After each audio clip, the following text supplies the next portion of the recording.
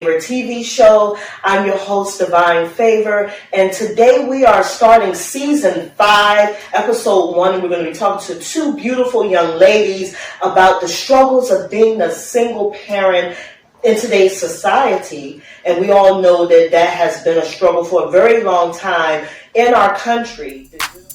Divine Favor. Divine Favor. Divine Favor. Divine Favor. Yeah. Divine Favor in the house. Season 5, guess her name is Gabriella Johnson. Thank you for being on the show. Thank you for having me. Wonderful. And I like to ask her a few questions about herself. So, where are you from, born and raised? I was born here in Savannah, mostly raised in Effingham, South Carolina, Hardyville, kind of all over the place between Georgia and South Carolina. Okay, very nice. And you are the mother of 3 boys? Yes, 3 beautiful boys. Wow. Mason, Jason, and Bryson. Yes, and what are their ages? We have 6, soon to be 5, and a 1-year-old. Wow. Yes, she has the stair steps. I remember having stair steps myself a few times and everything. So tell me a little bit about some of the joys of being the mother of 3 boys. The joys is the fact that I'm raising gentlemen. Like, I appreciate that part of it. My oldest, he told me the other day, he said, "Mommy, I'm proud of you."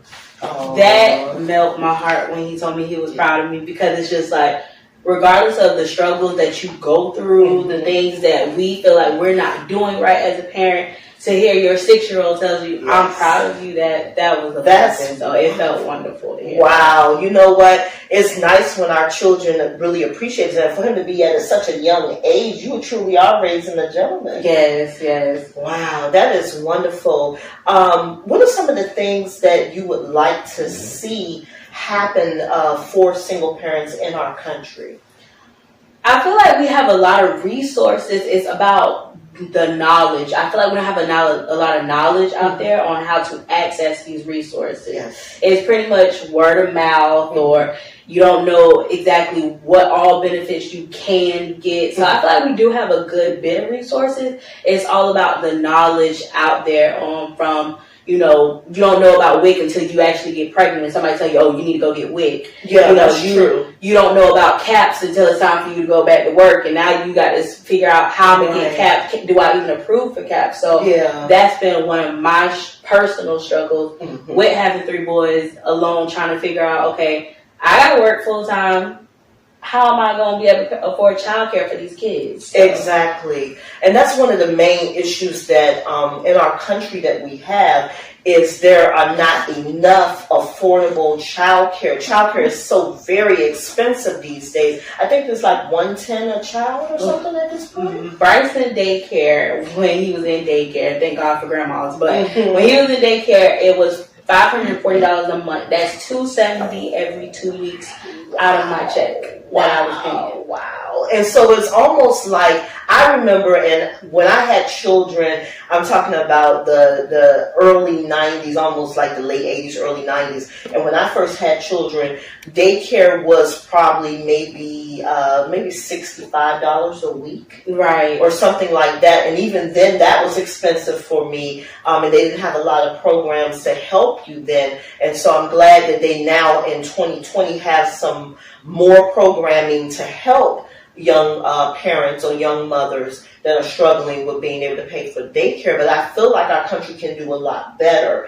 And that makes the requirements so stiff. Completely. Because if you're in school or if you're in college, you're trying to take night classes or night school, or sometimes getting your high school diploma, it has been a struggle for the mothers in our country to be able to get those things, because the government just makes it so difficult. Yeah, I completely agree with that. Me being a store manager, it's like I make too much money to get CAPS, but I don't make enough money to pay for my household. That's ridiculous. It is absolutely ridiculous. I make too much money to afford childcare, but I can't pay for my household. Yeah, and you know what? I feel like if anything, those who are trying, if you're working or going to school and you're really trying to make a life for yourself and your children, I think that our country should have more to help. Right. They really should. I mean, now, the first thing people will say is it was your decision to have children. And that's completely correct. Right, and yeah, it is your personal decision to have children,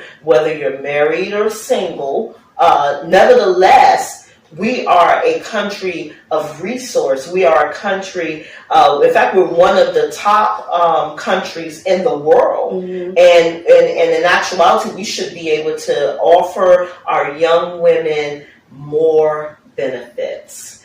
So now we're going to get down to the cons of being a single parent. So whatever you want to say at this point is fine, because you know what, there is a struggle, and sometimes there's a headache and there's a heartache and a pain. So tell me a little bit about that. For me, I have 3 children, 2 dads, and with my dad, my own personal father, he was very active in my life. Even though my parents weren't together, I still went with my dad often. I moved in with him when I was 15. So I was one of those children that was able to see their dad and be around their dad. I have both of my parents.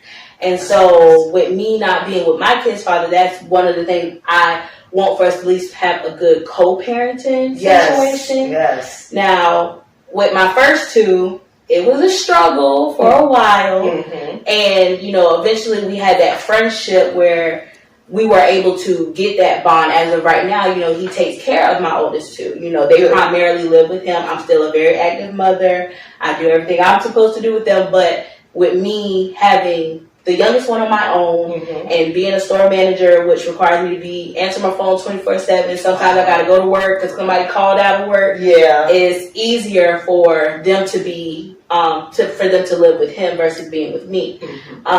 So we have a pretty good co-parenting situation now. Yeah. Me and the second one, we're working on that one. That's still a fresh situation. Yeah. I think we had a little bit of a breakthrough recently, but good. I try to be reasonable. I'm not one of them type of people. I don't have any of my kids' dads on child support. I'm not on child support.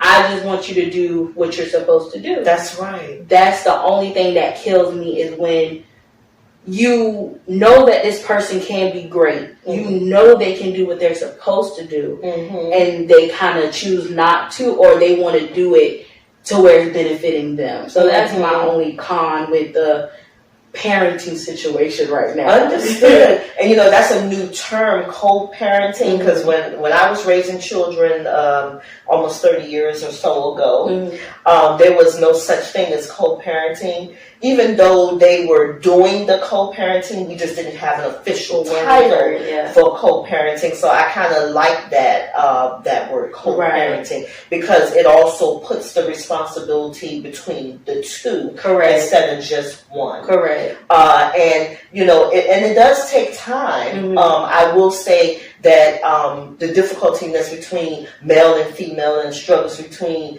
how men react and how women react. And women, we've always been nurturers. We've always been the ones to stand up first for responsibility. And the men have, over time frame, we know in our country, it's just history, unfortunately, that dads were missing, or the men weren't there. Unfortunately, now you do have some good dads. You do. Like I have a complete 360 with the first one. So he had to get his life together. And like I said, right now, while I'm unable, he's able to step up. Him and his fiance, they've literally and they have a baby on the way, and I'm extremely happy for them. That's good. And me and his fiance, we have a beautiful relationship with each other. Like, I'm so excited. Wow. I cannot sort of wait like for Will Smith and Jada Pinkett Smith and Sherry. I remember when they didn't get along at the beginning of the relationship, and I kind of loved their story, and that kind of reminds me of their story. And the funny thing is, like,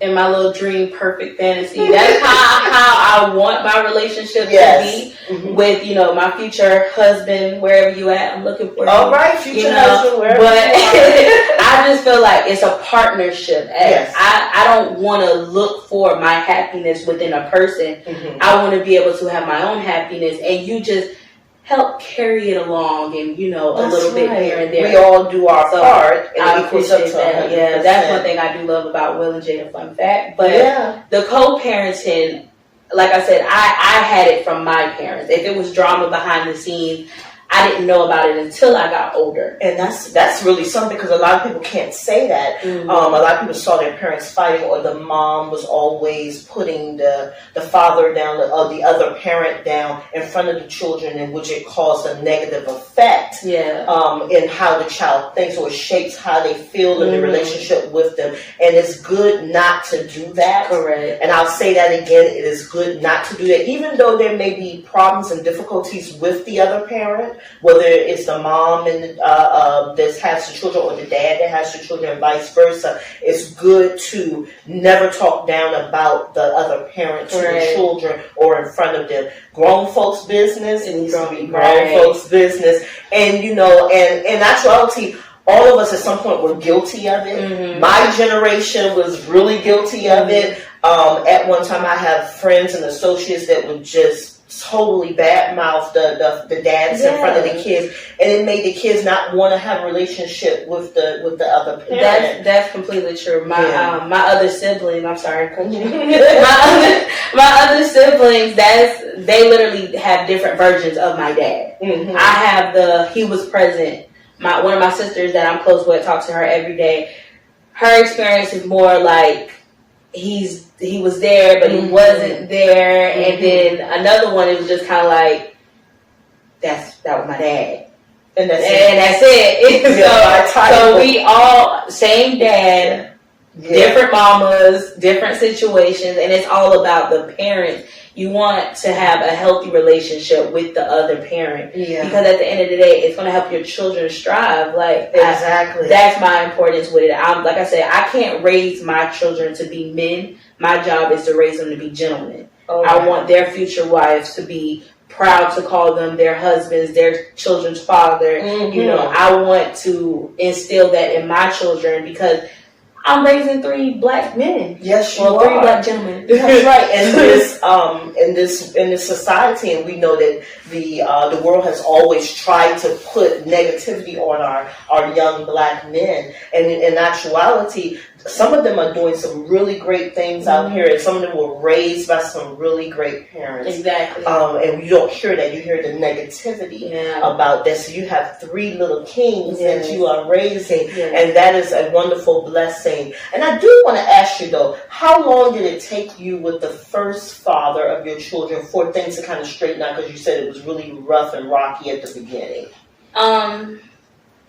We had to separate due to, infidelity. He cheated a lot. I lost my dad 2 months after we had our oldest. I had to drop out of school and stuff like that. Well, I finished high school, but I had to drop out of college the first semester. Mm-hmm. So it was difficult because I was dealing with postpartum depression, didn't know I was. Wow. And I wasn't there for him the way he felt that I needed him, the way he needed me.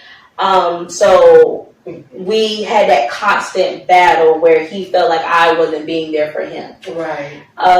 It took probably about, I want to say 2 to 3 years before we were able to actually get to where we are now. Mm-hmm. And one thing I do pride my boy's dad on is the fact that we had a friendship in the beginning. We had a strong friendship. We knew when we had children that we wanted our kids to be successful, whether it was just being, a trash man or something. We wanted to make sure that they were not on the streets, doing things to get them in trouble. We didn't want them behind bars. And so he's completely involved with them even when we weren't together. But as far as the financial help and being there when I need, he lived in Florida for a while and he lived in New Jersey for a while. So I completely was doing it, between myself and his mother. That was about it. So I had some good,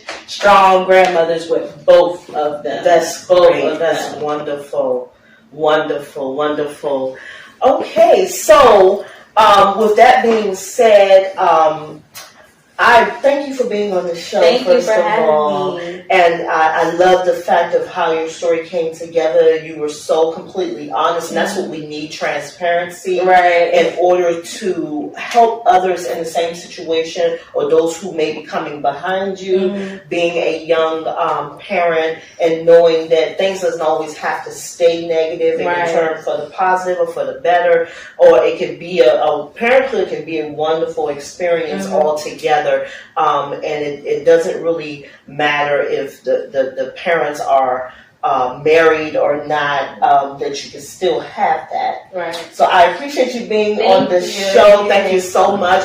Gabriella Johnson, guys, and you may see her again for an update show in our next season to see how her and her 3 young gentlemen are doing. Thank you.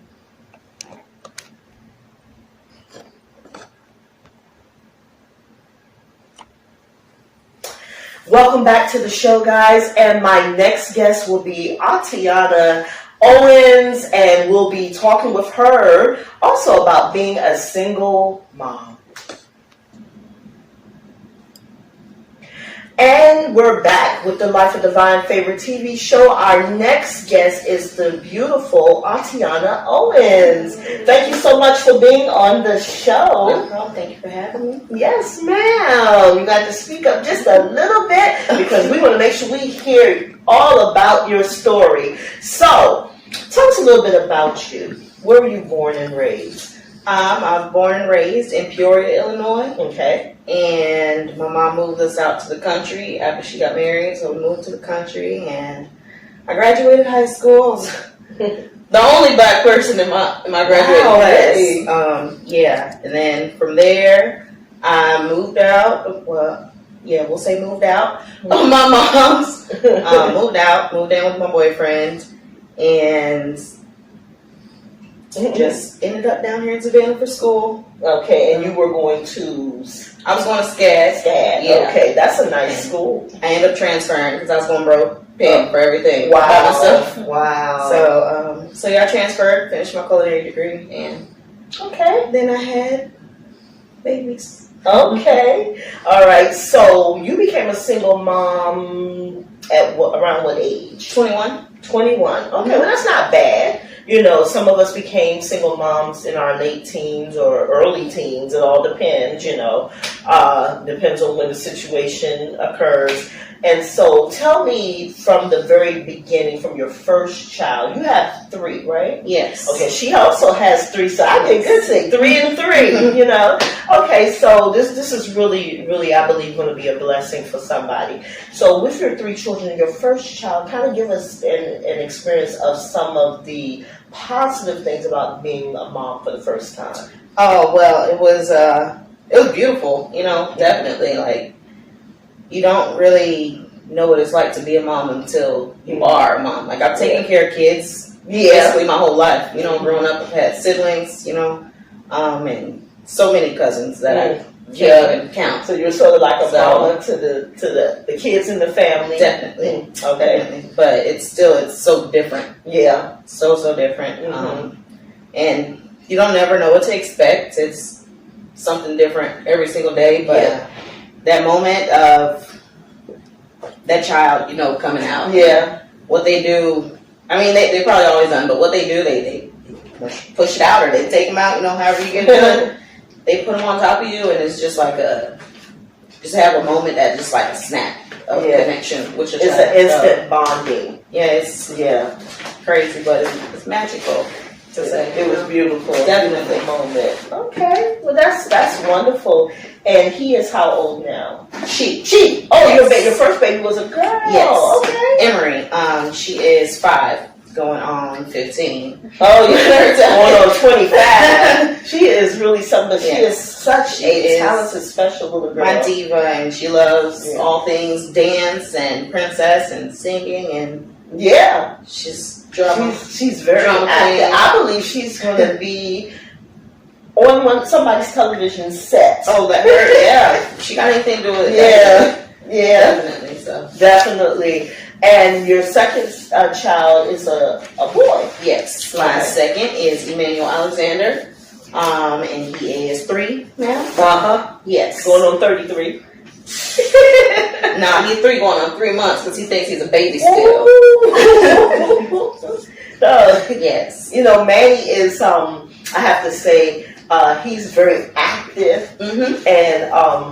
and you know, he just reminds me of my son when he was younger. My oldest son, he was just so hyperactive and everything. So it's just like he zoom, zoom, zoom, zoom, zoom. Yeah, he never stops. I tell you, they can play all day at daycare and still come home and still have more energy until they fall asleep. I pray for you. Goodness. I don't miss those days at all. I remember raising young kids. I had several sets of children. I had children from the first marriage was one set. The second marriage was one set. And then I had one with the third marriage. And then in between that, I had stepchildren that I raised or reared and that lived with me. And, you know, so I went through the whole process of having 3 to 4 sets of children coming, you know, throughout the home. So I remember raising the boys. It was the easier part of my life when I raised my sons. The girls is what drove me crazy. Yeah. And having those teen girls and all the different attitudes and personalities. So that was a challenge for me. And I see that your daughter she's like almost like you. Like it's like a little you. Definitely. She is my mini me. She loves to, every time I tell her something, she just has to come back with something. And it's not necessarily a smart comment. It's sort of in a way of like talking to a little adult, because she'll say something that makes sense to you. Yeah. You know, something that makes Isn't sense. It's just like, can you just do it? And not, you know, don't give me any feedback. I just want you to do it, because I remember when we were growing up, it was do as I say, not as I do. Yeah. But it was more so because the adults didn't want to be challenged when they knew. Actually, sometimes what comes from the mouth of babes is actually wisdom. Yeah. Even with them being this high, you know, and sometimes it just irks my nerves. I have a daughter like that, Kim Yana. She's 17 now. She's going to graduate from high school, and she is like my mini me. But sometimes I don't like it. I don't like that she's my mini me, because that means she's a very outspoken, upfront, in your face. You know, and she tells you the truth a lot of times, and sometimes we don't like the truth. Yeah. You know, as parents, as you guys are raising your kids and the kids are getting older, you'll see what I'm talking about. Them teen years, Lord have mercy on your soul. And I always said, I don't like teenagers. I always said it's not that I don't like them. I just don't like going through the verbal and the back and forth and the headache and all that other stuff. So not trying to scare you, but Lord, I pray for both of these beautiful young ladies, especially those 3 boys. But, you know, like you said, you're raising gentlemen, so it might not be all of that, because you have a great co-parenting system. Now, what I do want to talk about now is your last little one is Eli. Mr. Elias. I call him Mr. Grumps, and oh my God, I'm so in love. I never even thought I could be in love again like that, besides being in love with dang up Mr. Mario or whatever. But anyway, but Eli is he has such the cutest little face, and he has the most pretty little eyes, and I was like, oh my God, this is my little grandson. I am so proud, and I must say that just watching you with your 3 kids, I see that you are dedicated to making sure you do your very best in raising the kids to your best ability. Yes, ma'am. Even when you're going through ups and downs, and I know we're going to talk about that also. Tell me, being the mother of 3 children that are so close in age, what's been some of the struggle? Well, definitely want to hit on like kind of what you guys were talking about earlier with the benefits from like the government assistance. Me, I had an issue when my oldest 2, their dad went away, and you know, we broke up after years of being together, and so I lost that financial help, support, basically. and especially when he went away to prison. Oh, wow. So I had a pretty decent job, you know, and I made a really good wage. I was working my way up, but I couldn't get any help. I made too much money, apparently. I couldn't get food stamps. I couldn't get child care assistance. I had medical benefits for some reason for myself. I knew the kids would be able to get it, but I couldn't get anything else. And then so, with them having such a minimal cutoff, you know, like I was like $10 over or something like that, so I couldn't get anything. You know, I'm going to say this, and I'm saying this on camera, and I hope that they actually hear this or watch this show. Our U.S. government, Department of Social Services, throughout the United States, but here in Savannah, Georgia, oh my goodness, you guys are absolutely ridiculous with the requirement that you put on people, the restraint, the restriction of not being, are you serious? $10 to $50 over and you won't help them? These are people that are not just laying around. They want to work. They want to help themselves. And I think that our government, instead of other things that they're putting money into, and I just won't say some of those things on camera. We'll talk about that another time. But when it comes to our system for women and children, the United States government, the United States Department of Social Services, you guys need to do better. You guys need to sit down and figure out a better formula to not suppress them and make it hard for them to be able to take care of the children, make it hard for them to find child care, make it hard for them to find assistance with food. It needs to be where they can get the help that they need and also get up on their feet. So eventually that program can help somebody else and they can get off of the program and become 100% independent. And this is the frustration, not just in our Black communities, it's all over. There are people, Caucasians, there are other races and cultures that have actually gone through it. But it seems that our government focus on those of us of color, and they try to make it as difficult as possible. And I just think that it is very sad. And something needs to be done about it. I don't know if there needs to be committees formed. I don't know if some of our young people coming out of school need to get into politics and get into government and get into social work so you can help make a change in our country for those who are coming behind this generation of young parents and young mothers. So now, with all of that said, I know that was just one of the biggest things. Financial is one of the biggest things. Getting the assistance that you need. And then you're working and it's very hard to make ends meet. And I know that your story goes very deep and you went through some displacement or homelessness. You want to tell us about a little bit? So due to the fact that, I wasn't able to get the assistance I needed, I had to leave my job. So I basically started back at square one.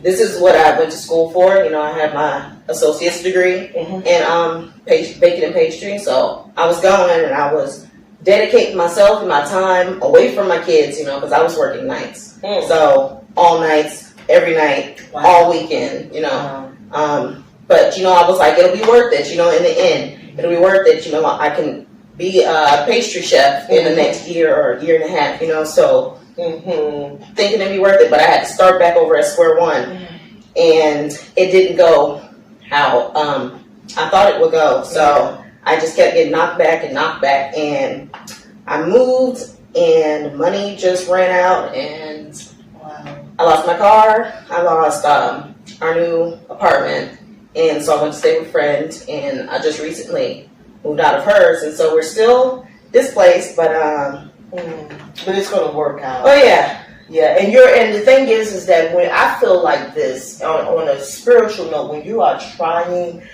the Creator sees that, and He will provide a way for you, and and I just want you to keep your head up and know that somebody cares. Of course, we care, but somebody cares, and you're going to get through this, and you're going to get back to 100%. So, definitely. What I want to talk about next is the fact that the support of you have two fathers of your children. Yes. Okay, so the first father, when did it have a positive change? Was it rocky at the beginning, or it was always positive throughout?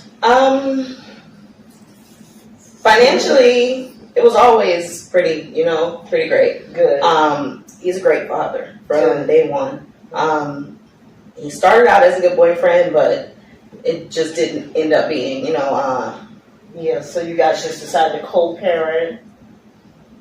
Yeah. It just kind of led to that. Okay. We're still working on, pulling it all together. Yeah, definitely. So we're at a spot where we don't know, I don't know whether we want to be together or whether we're just gonna, co-parent. He has other children now, and I have another child also. So that kind of threw us, but I know. Either way, I think we definitely have a better friendship than we started out with because we've been through so much together. Yes. But he will always be there for his kids, definitely. Good. So and he's even helped out with the new baby. Yeah, with Eli. Definitely. And you know what? Actually, that in itself is a blessing because you don't get that everywhere. Yeah. There are times where there's separation. That's not my child. That type of thing. Whatever. So that's really good that he does have a positive attitude and he's helping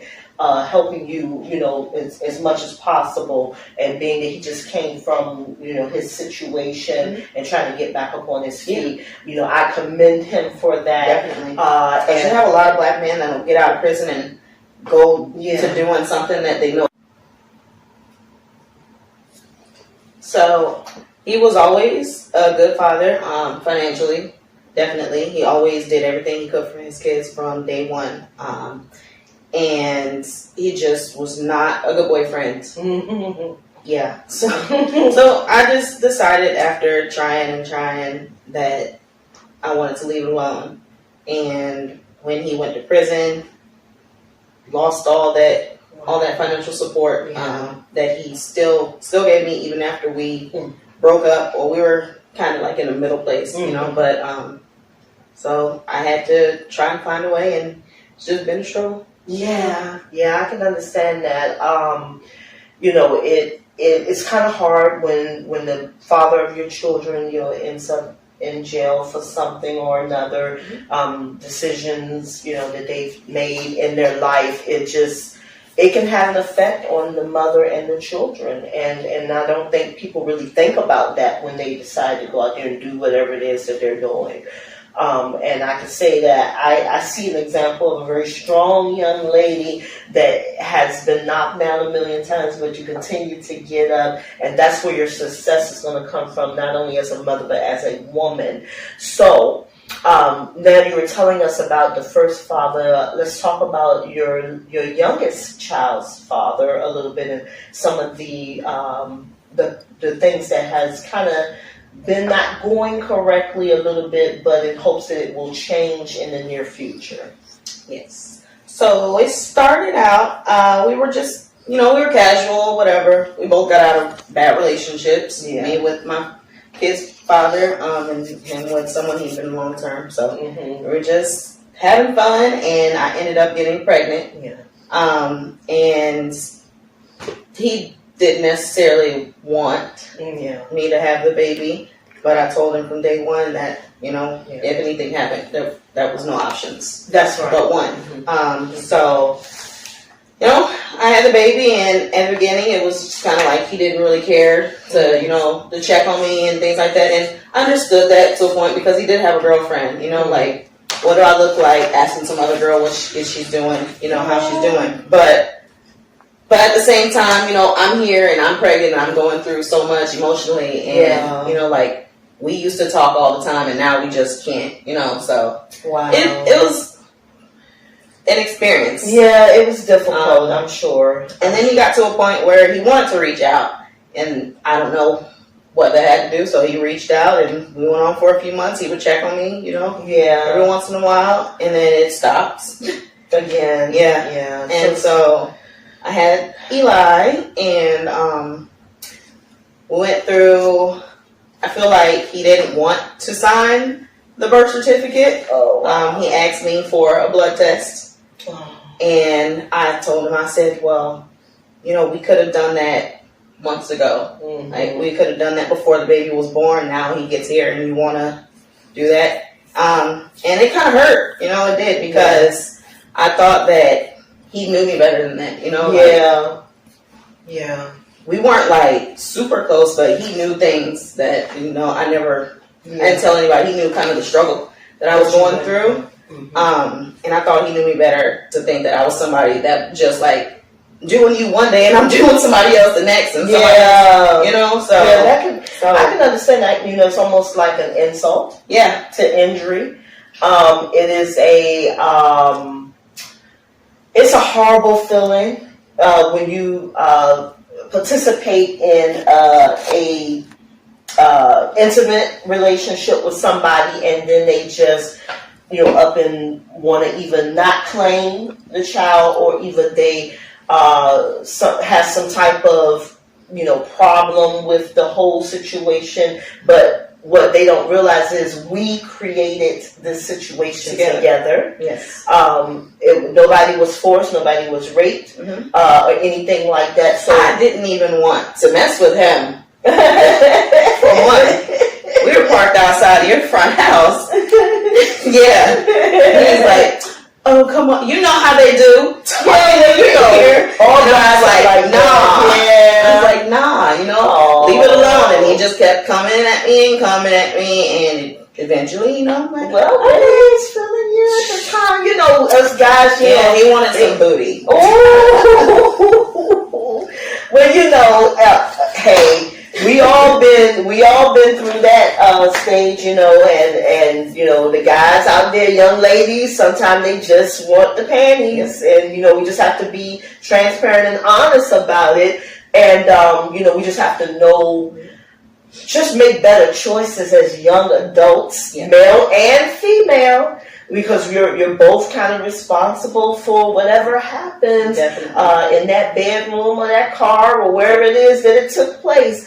And so, you know, we know that some of the struggles you went through personally, being that you are the mother of my youngest son's first child, which is Eli, Mr. Grumps. I love Mr. Grumps. Yes. But, you know, we watched you struggle and go through that, and my family and I, that's why we reached out to you so much, and we try to give you a support system in regardless of what my son was dealing with whether he wanted a child or not, or whether he wanted to admit to the situation or not, regardless of the fact Eli is a life and he is here now. And in actuality, he has accepted his son finally. You know, and he just needs to do a little better. Yes. And we know that he's kind of in a situation, and I'm pretty sure a lot of people, you know, that follow me on social media as Divine Favor or as Kimberly, they know that that he has had 2 children kind of back to back. 3 months apart. What, 3 months? Almost 4 months. Almost 4 months apart. I lost track at the time. I knew it was like close. I didn't know it was He's almost 4 months. Almost 4 months. Wow. Time go fast. And so we're kind of dealing with a situation, but I feel like that family, people in itself, family should pull together, whether it's the dad's family or the mom's family. If the dad's family can pull together with the mom of the child, it should be that way. You need some type of support to do those things, and no, we can't replace the relationship between the child and the father, but what we can do is supply the love and the support as much as we possibly can. And I hope that we have displayed that to you, and we intend to be a part of you two's life for as long as Eli is alive and you're raising him, and then when he becomes an adult. You know, sometimes relationships last forever, and sometimes they last for a season and a period of time. And I will say this as a mother of several children and as a grandmother of almost 8 children now. I was not happy with what happened. and I did not like what happened. I did not like how he was treating you, and it just really broke my heart. And so that's why I wanted you to know that we love you and we reached out to you, and you are a part of us now. And we just want to just extend as much love to you as possible and let you know that, because technically I think you're a fantastic young lady. And I am so happy that you are the mother of my grandson, because I know he's going to be raised well. I'm going to try. Yes, and you're doing a great job. He is just such a joy. And you are joy also, and we just love you. So we just want to say, I want to say that to hundreds and thousands and millions of people. How many other people watch this show?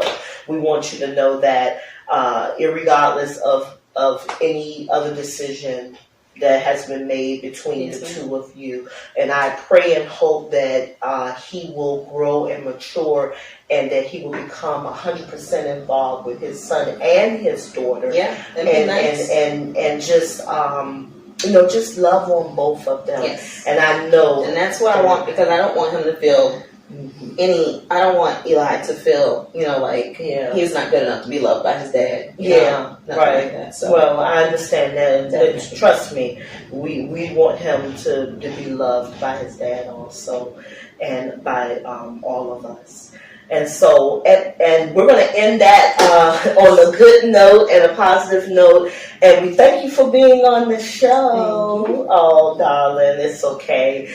And, and it's okay. It's going to be all right. Trust me, it is. Oh, yeah. And I understand the emotions. Trust me, I do, and that's why I wanted to reach out to you and give you an opportunity to tell your story. And we thank you guys for watching. Get ready for episode 2 that'll be coming up in just a few weeks in the month of April. We know that there has been some delays and things because of our national coronavirus situation. However, we are blessed in Chatham County and Savannah, Georgia so far that we don't have anything going on here. And the next taping is actually coming out of Alabama, which will be done by video. So they won't be live on the set, but it will be done by video, so you guys can still tune into the show. It won't miss a beat. And thank you for tuning in to the Life of Divine Favor TV show. God bless you. Divine favor. Divine favor. Divine favor.